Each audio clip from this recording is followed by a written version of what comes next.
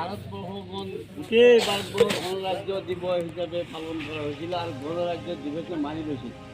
কাৰণ উদ্দেশ্য এটাই আছিল যে গোটেই ভাৰতবৰ্ষত মানুহবিলাকে জনসাধাৰণে ৰাইজে সিহঁতৰ মত অনুযায়ী সিহঁতৰ অধিকাৰ সিহঁতৰ মতামত সিহঁতৰ যিবিলাক অধিকাৰ ব্যক্ত কৰিব যাতে প্ৰত্যেকে নিজেৰ মত অনুযায়ী সৰকাৰ গঠন কৰতে পাৰে, নিজেৰ ইচ্ছা অনুযায়ী আনৰ অধিকাৰ খৰ্ব নকৰাকৈ চলাফেৰা কৰিব পাৰে, লেখাপঢ়া কৰিব পাৰে বা অন্যান্য যিবিলাক কাম আছে যাতে আনৰ অধিকাৰ যাতে নষ্ট নহয়, আনৰ অধিকাৰ যাতে খৰ্ব নহয়, গতিকে নিজৰ অধিকাৰ মানি চলাব পাৰিব। এইবিলাক দিছিল আৰু নিজৰ ইচ্ছা অনুযায়ী সরকারখন নিজে গঠন করতে পারিব।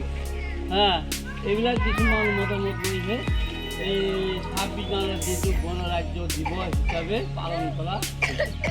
গতিকে অন্য 50 চনৰ 26 জানুৱাৰী আৰু অন্য 50 চনৰ 15 আগষ্ট এই দুটা দিন আমি কি কৰোঁ, বছৰত দুটা দিন আমি পতাকা উত্তোলন কৰিব লাগে।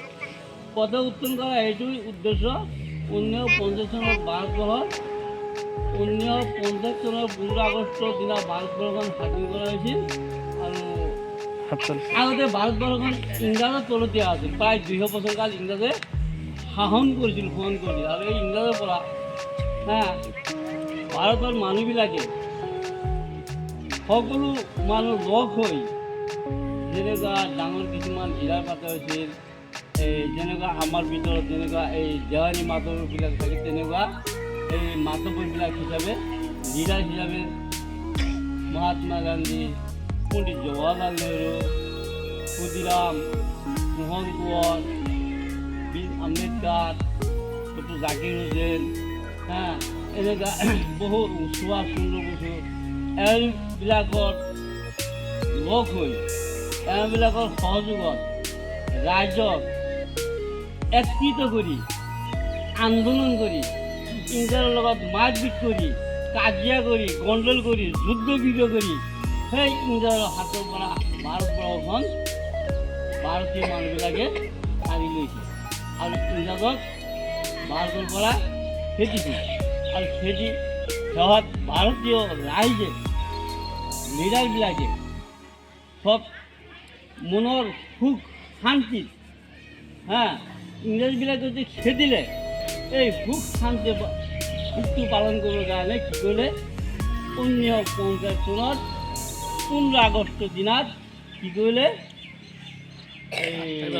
মানুহবিলাকে গোটেই ভাৰতবৰ্ষৰ মানুহে এটা পতাকা উত্তোলন কৰিছিল, এইখন পতাকা। আৰু এইখন পতাকা উত্তোলন কৰি ইয়াৰ তলত কি কৰিছিল, সিহঁতে ৰাষ্ট্ৰীয় সংগীত গাইছিল। এটাই উদ্দেশ্য আছিল যে আমি গোটেই ভাৰতবৰ্ষৰ মানুহ আজিৰ পৰা মুক্ত স্বাধীন পৰা তলতে নহয়। গতিকে কি কৈছিল যে এতিয়াৰ পৰা আমি সকলোৱে কি কৰিম, গোটেই ভাৰতবৰ্ষৰ মানুহে নিজৰ ইচ্ছা অনুযায়ী আমাৰ দেশখন শাসন কৰিব পাৰিম, আমাৰ দেশখন নিজে অধিকাৰ কৰিব পাৰিম। গতিকে আজিৰ পৰা আমি মুক্ত।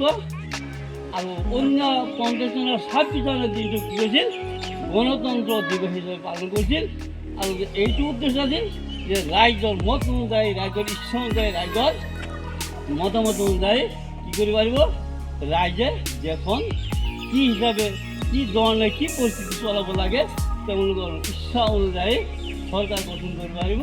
আৰু কিছুমান অধিকাৰ দিয়া হৈছিল, এই অধিকাৰবিলাকে সিহঁতে কি কৰিব যাতে এজনে আনজনৰ অধিকাৰ যাতে নষ্ট নহয়, খৰ্ব নহয়, বাধা নহয়, নিজে কি কৰিব পাৰিব, ইচ্ছা অনুযায়ী তেওঁবিলাকে চলাচল কৰিব পাৰিব। এইখিনি কৈ মই মোৰ বক্তব্য সামৰি মাৰিলোঁ। ছাৰ কৈ দিয়ক।